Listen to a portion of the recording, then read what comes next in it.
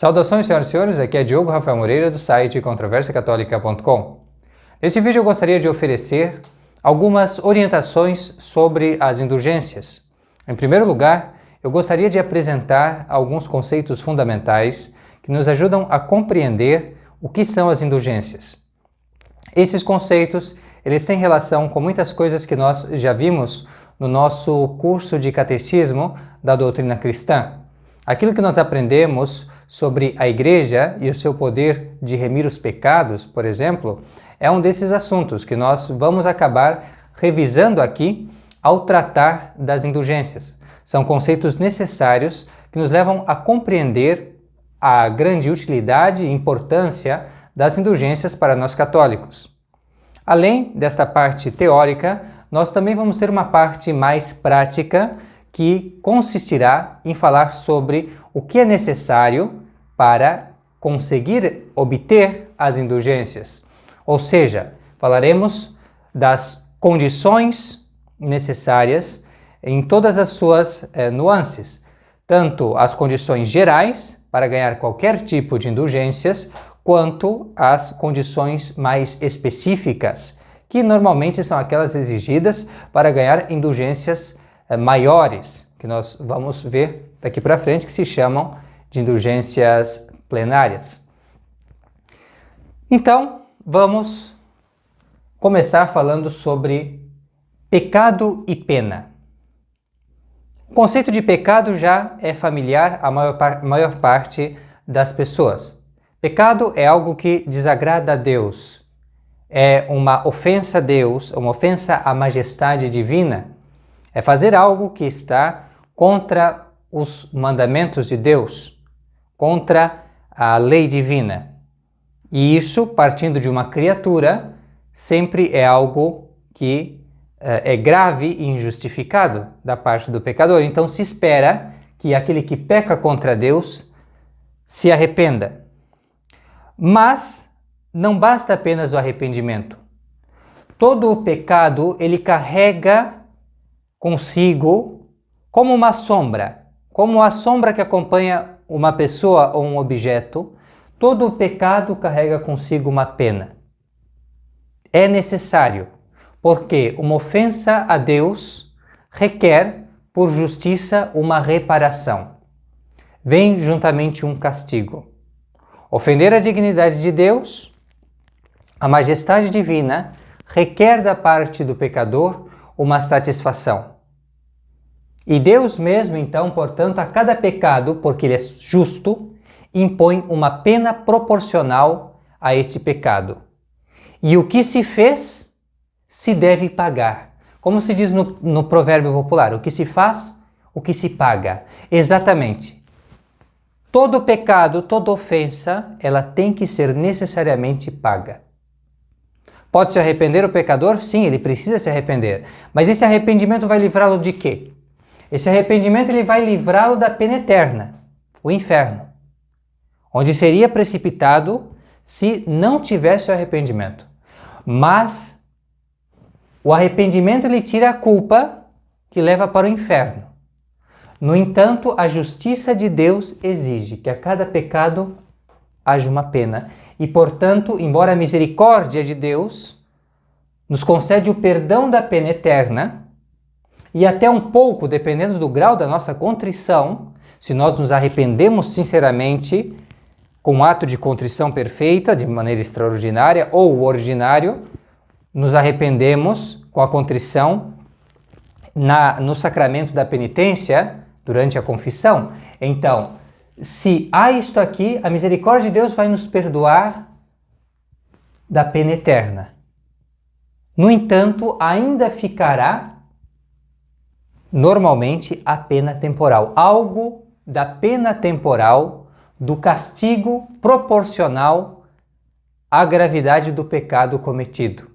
E isso nós vemos na Sagrada Escritura muito bem ilustrado no caso do rei Davi, quando ele pecou por adultério e também homicídio.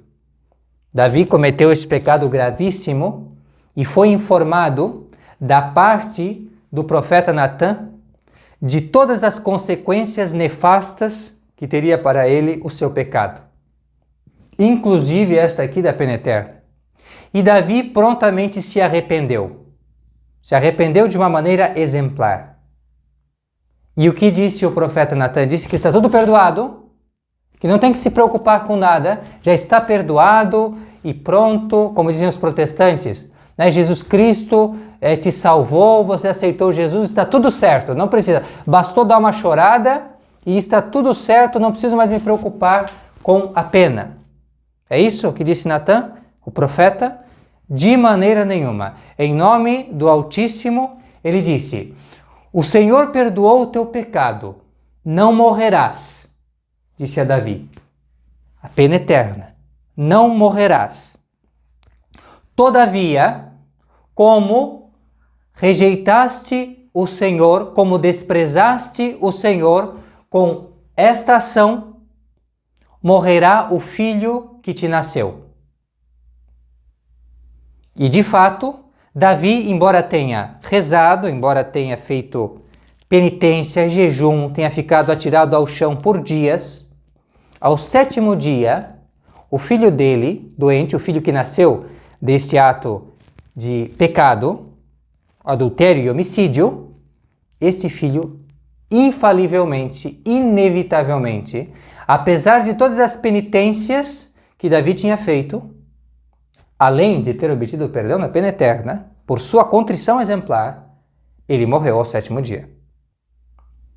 Ou seja, se nós cometemos um pecado, ainda que nós tenhamos obtido o perdão de Deus, nós podemos estar seguros, nós seremos castigados, a não ser que nós façamos alguma coisa para obter a remissão não só da pena eterna, que é o que nós fazemos no sacramento da penitência, com a absolvição, recebendo do Padre a absolvição, olha aqui, 3º ponto, mas também obter a satisfação por este pecado cometido.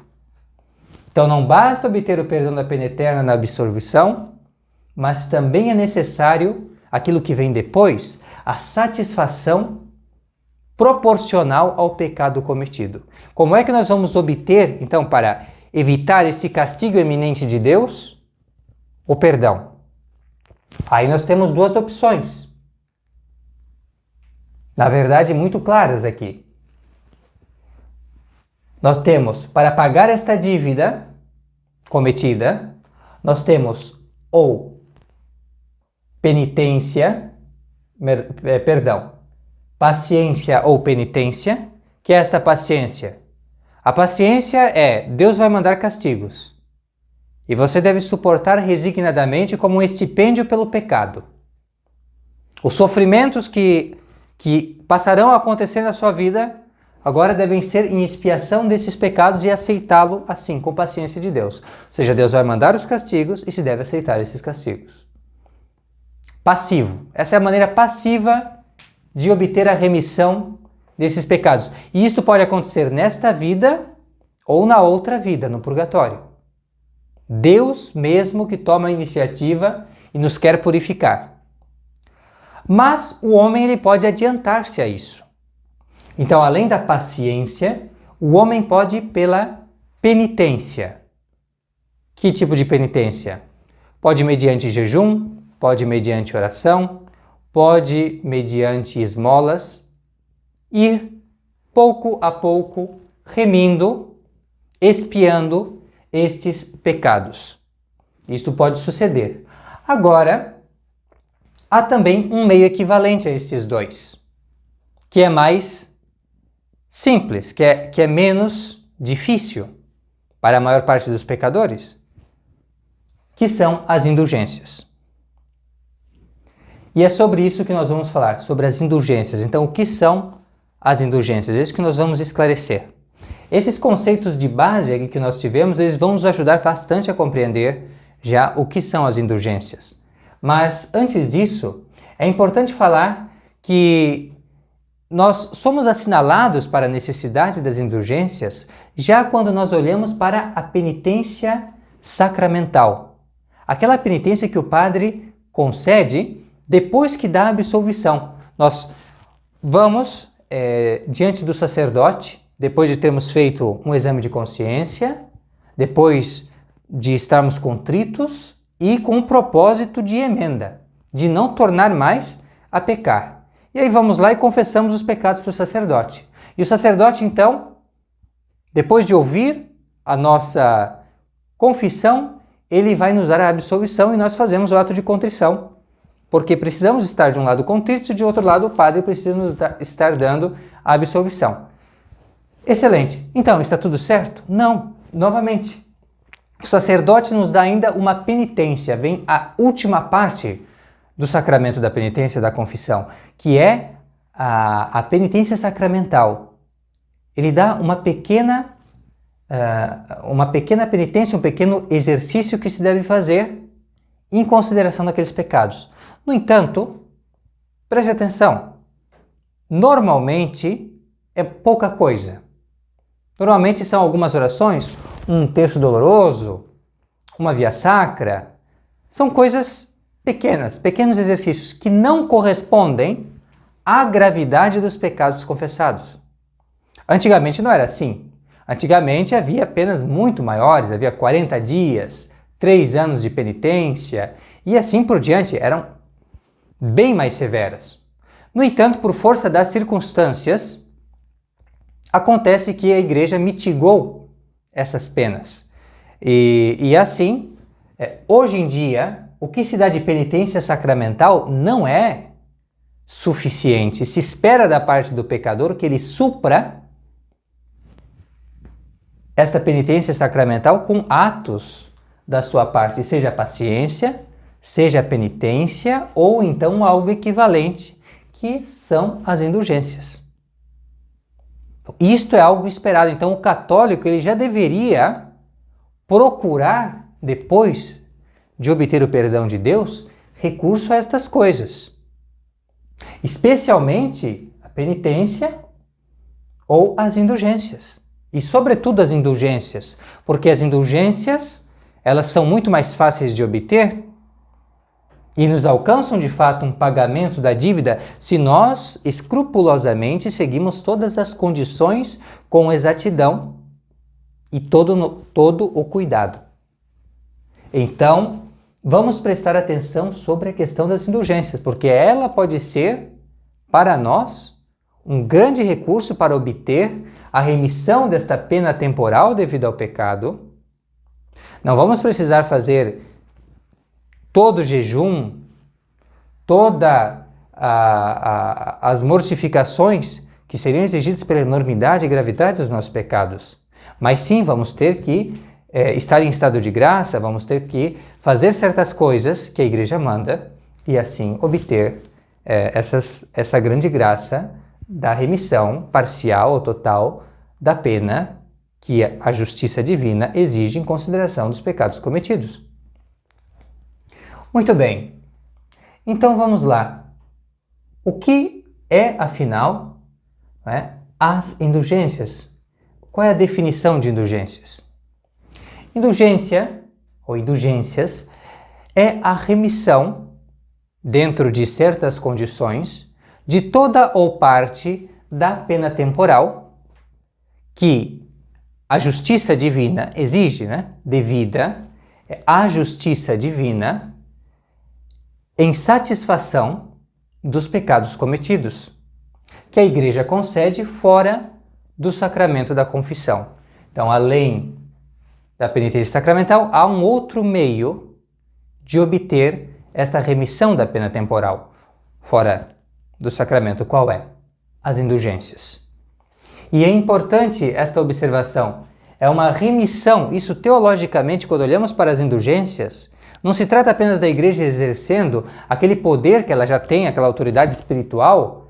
Não é simplesmente isso. Aqui é de fato um pagamento, porque a Igreja ela possui um depósito de méritos.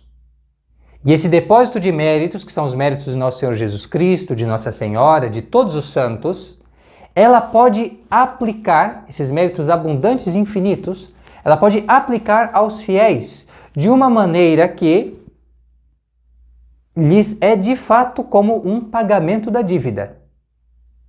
Os méritos de Jesus Cristo, dos santos, da Santíssima Virgem, eles vêm em pagamento da dívida devida ao pecado. É de fato um pagamento. Então, isto sobre a questão da remissão. Quando nós vemos estas condições, dentro de certas condições, é porque não é tão simples assim. É preciso atender a certas condições gerais que, inclusive, nos mostram o quão falaciosa é aquela calúnia contra as indulgências que dizem que a indulgência é comprar o céu. Que é uma grande mentira dos protestantes e que mostra que eles não sabem nada, nem do que eles estão falando realmente. Porque a indulgência ela pressupõe, como um ato de satisfação pelo pecado, ela pressupõe ter recebido a absolvição de Deus. Ela pressupõe, como nós vamos ver aqui, nas condições gerais, o estado de graça.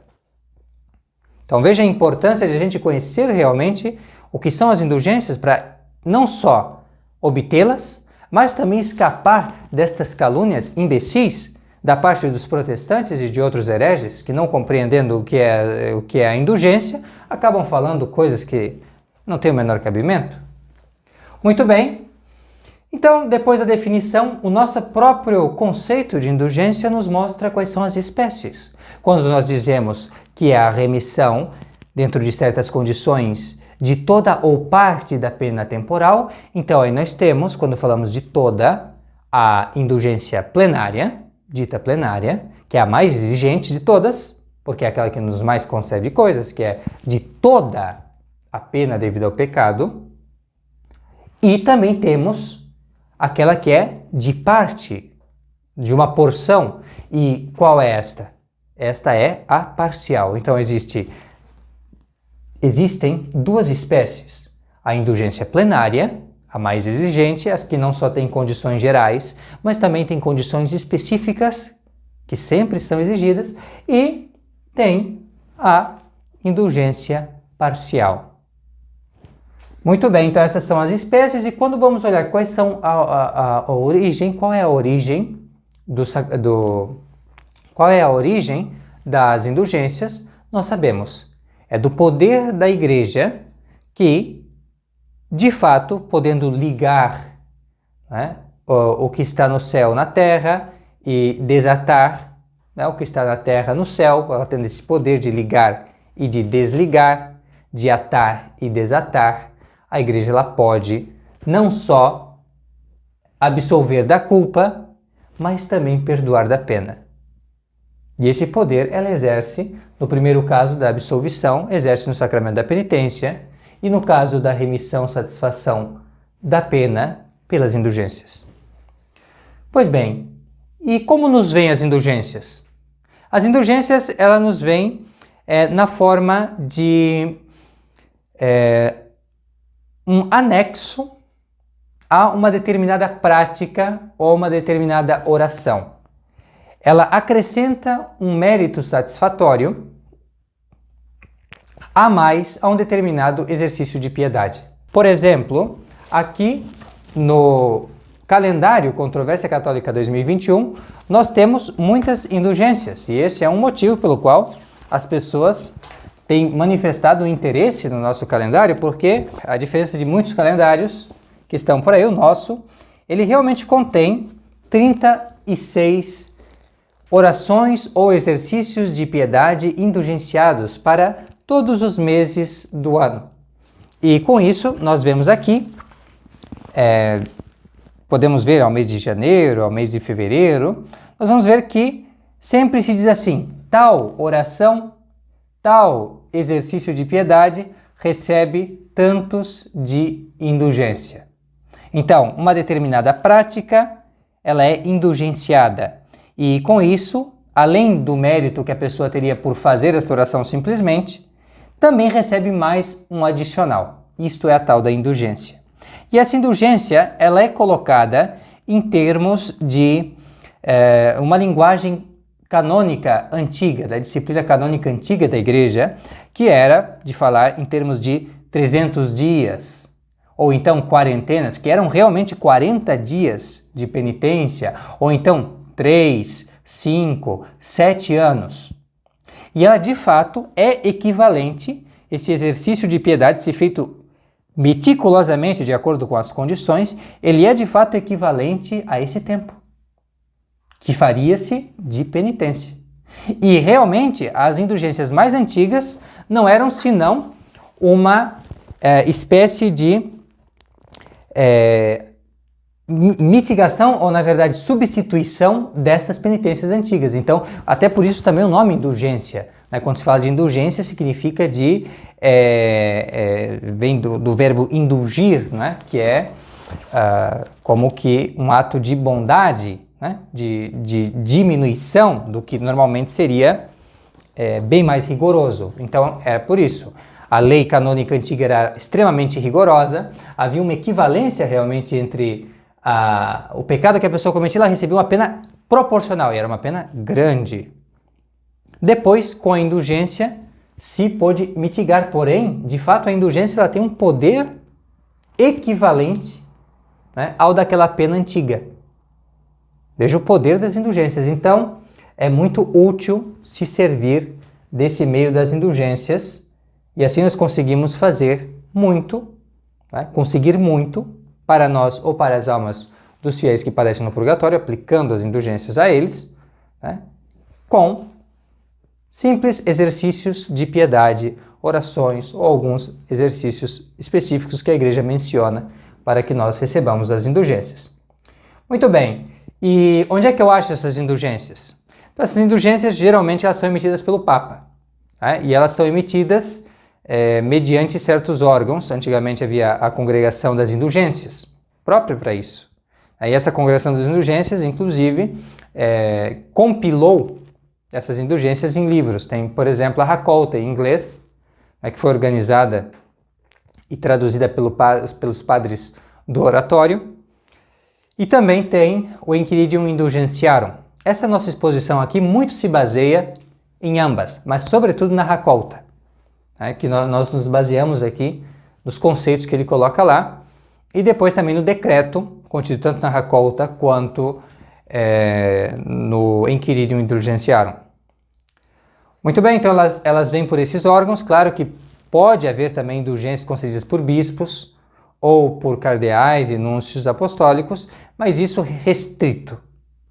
Normalmente, quando a gente fala das indulgências, a gente está se referindo a indulgências universais concedidas pelos Romanos Pontífices. E agora sim, quais são as condições que eu devo observar para ganhar as indulgências? Existem dois tipos de condições. Existem as condições gerais e existem as condições específicas. As condições gerais, elas são necessárias para se ganhar toda e qualquer indulgência. Isso quer dizer, seja parcial, seja plenária. Em ambos os casos, é necessário estar em estado de graça. E aqui, novamente, atenção para a calúnia. Como se pode dizer que se ganha o céu com as indulgências, se, na verdade, a pessoa ela já precisa estar em estado de graça? Ou seja, já em condições de ir para o céu. Evidentemente, isto é falso, quer dizer, a pessoa já estando em absolvição, então não é que ela tenha comprado o céu, na verdade já conseguiu, porque ela se arrependeu sinceramente dos seus pecados e já obteve o perdão da pena eterna e vai cedo ou tarde para o céu. Agora, claro, com a indulgência tem esta facilidade, ela está em estado de graça, mas além disso, ela vai alcançar, já vai se adiantar nesse caminho para o céu, porque ela vai obter o perdão das penas anexas aos pecados, devidas ao seu pecado, por conta da justiça de Deus, que não vai deixar impune uma falta contra a sua divina majestade. Muito bem, então, aqui está, estado de graça é a primeira das condições gerais. Estar em estado de graça. E o que acontece se a pessoa não está em estado de graça? Bem, ela jamais vai poder receber uma indulgência plenária. Porque é necessário para receber qualquer indulgência plenária, como nós vamos ver, o estado de graça stricto sensu, confissão, comunhão, etc. Mas ela vai poder, sim, de fato, se não estiver em estado de graça, receber alguma parcial, desde que tenha o propósito de se confessar e faça um ato de contrição. Um ato de contrição que implique, de fato, sempre essa condição. Vou confessar assim que me for possível. Tem que haver um impedimento para a pessoa não se confessar de fato. Então, ela pode receber as parciais, salvo que esteja como uma condição, né, o se confessar. Mas, de uma forma geral, para receber qualquer indulgência, até mesmo quando se trata de aplicar para uma alma do purgatório, é altamente recomendável e, em certos casos, da maioria das indulgências plenárias, pelo menos, tem que estar, né, em estado de graça depois de ir, né, receber o sacramento da confissão. Muito bem, então temos aqui estado de graça. Além do estado de graça, é preciso ter a intenção de ganhar a indulgência. E tem que ser uma intenção expressa. Ou seja, tem que, de manhã, por exemplo, ou de tempos em tempos, renovar a intenção de ganhar as indulgências. Isso tem que fazer. Em alguns devocionários isso é facilitado porque na oração da manhã já se coloca: tenciono ganhar as indulgências. Anexas às devoções que pratiquei, que praticar. Então, isso já é colocado. Isso facilita bastante. É sempre bom estar de tempos em tempos, ensina a Congregação das Indulgências, na Racolta, estar com a intenção, colocar a intenção expressamente. Tenho a intenção, tenciono ganhar as indulgências. Essa é uma segunda condição geral. E a terceira é cumprir tudo com exatidão e devoção. Não basta simplesmente ter uma boa intenção, é necessário também. Necessário ao ponto de que, mesmo que involuntariamente eu falhe em alguma coisa, seja involuntário, ainda assim, se eu não cumprir com exatidão, eu não ganho a indulgência. Então é necessário cumprir tudo, à risca, sob pena de não receber a indulgência. Não importa se foi voluntário ou involuntário, o erro, a falha, o não cumprimento de alguma coisa. Então é preciso ser exato. E ao mesmo tempo, não se pode fazer sem que haja de fato um verdadeiro ódio pelo pecado e um verdadeiro desapego ao pecado. Então, para obter uma indulgência também é necessário ter devoção. Não pode ser algo feito simplesmente de uma maneira mecânica, sem de fato, nas orações, pedir a Deus aquilo que se coloca nas orações. Não se pode simplesmente fazer por fazer. Então deve ter a devoção. Essas são as condições gerais que para ganhar qualquer indulgência é necessário. Mas, além disso, para ganhar as indulgências maiores, podemos dizer assim, que são todas as plenárias e pelo menos algumas das parciais, é necessário atender algumas outras condições, que nós colocamos aqui como condições específicas, mas que nos manuais se pode achar como condições habituais, aqui no nosso Calendário Controvérsia Católica 2021, que você pode adquirir, né, mediante uma doação no valor de R$ 79,90 para o Controvérsia Católica, numa das contas do nosso Apoie. Pode obter esse belo calendário aqui, não é? E no nosso calendário a gente coloca como condições habituais. Então agora você vai entender realmente o que são essas condições habituais de que se fala, e muitas vezes quando você vê que diz assim, indulgência plenária, nas condições habituais, se fizer tal e tal coisa. Então aqui é isto, além daquilo que está colocado que tem que ser feito, com exatidão, com devoção, ainda tem essas condições habituais, que são aqui as condições específicas, que em outros lugares pode aparecer como condições usuais. Pode ser nomes assim, mas nomes para dizer que são aquelas que normalmente são exigidas especificamente além das gerais. Quais são estas? Bem, elas são 4 coisas. Em primeiro lugar, a confissão. Então é necessário confessar-se um dia antes ou no mesmo dia que se espera obter, né, cumprir tudo para se obter a tal indulgência, desde que ainda falte um ato, além da própria confissão. Então se pode confessar um dia antes ou então no próprio dia, faltando ainda completar alguns dos requisitos, que nós vamos ver aqui alguns desses outros requisitos. E se tratar de uma indulgência que se cumpre em vários dias, se pode confessar até 8 dias depois. Então tem isso. Se é uma indulgência, por exemplo, mensal, que se obtém até o fim do mês, depois de se cumprir se fazer tal oração durante o mês inteiro, como acontece aqui no calendário, muitas vezes aparecendo, então como é que se faz? Você se confessa ou durante esse tempo, ou então até 8 dias depois. Então, isto é uma concessão dada pela Congregação das Indulgências. E coisa parecida vai acontecer na segunda condição. Nós vamos ver que qual é a segunda condição específica ou habitual que normalmente ocorre. Bem, é confissão, depois dela, comunhão. Então, a comunhão ela deve ser feita no dia de obter a indulgência, ou então se estende por vários dias, a mesma coisa que a confissão, até 8 dias depois de completada essa indulgência de vários dias. Esses exercícios que tem anexo a essa indulgência. Então, isto aqui é a segunda condição, comunhão. Além da comunhão, temos a oração na intenção do Papa. E isso aqui é um ponto interessante. Quando é que se faz isso? Bem, se deve fazer ou depois da comunhão, ou então depois ou durante, na verdade, a visitação de uma igreja, que é uma outra condição, a quarta condição que nós vamos mencionar aqui. Então, se deve colocar oração na intenção do Papa. Mas como assim? Como que eu tenho que colocar? Bem, se podem colocar aquelas que são as 4 intenções do Papa.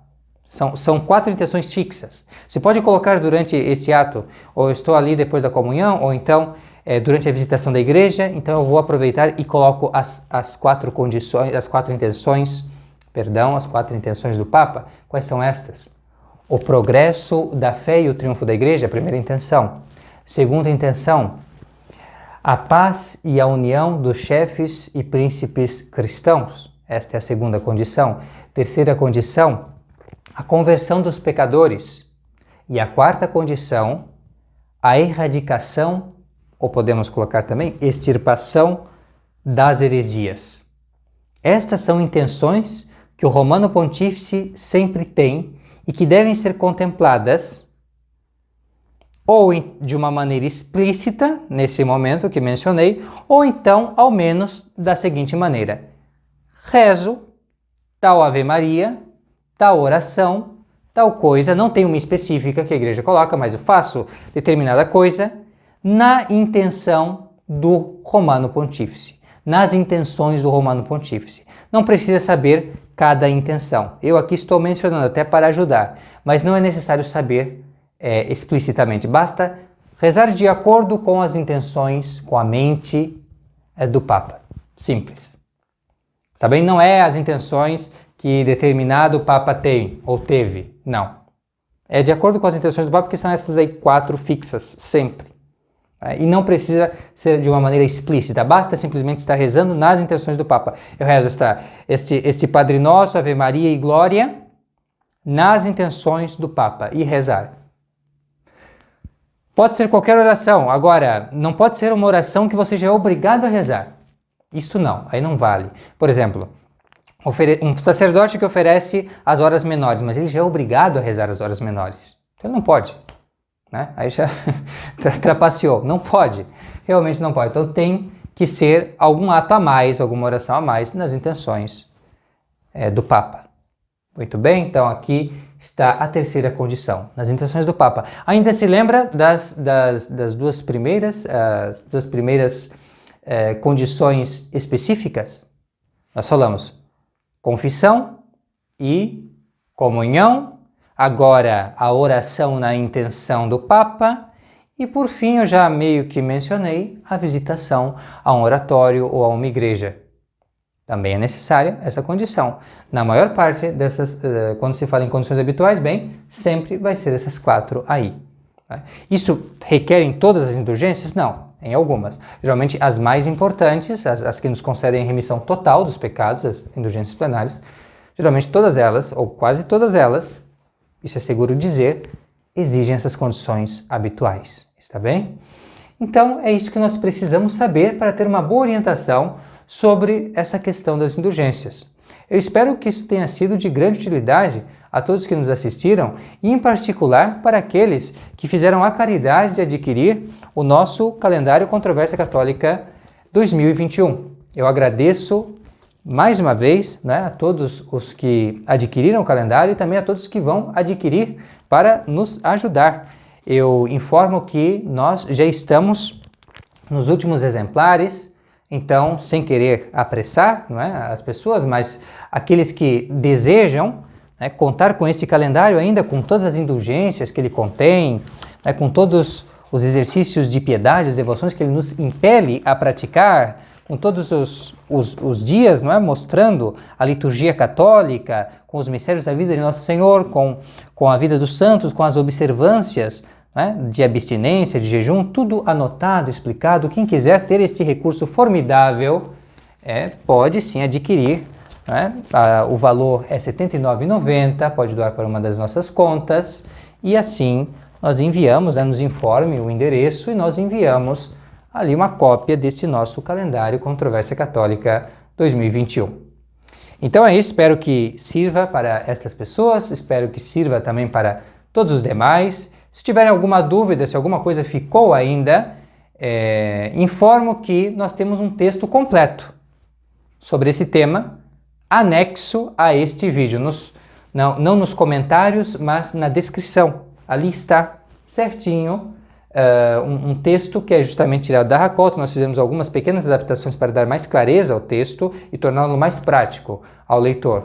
E está todo disponível ali na descrição para aqueles que acessarem no controversiacatólica.com, nosso site.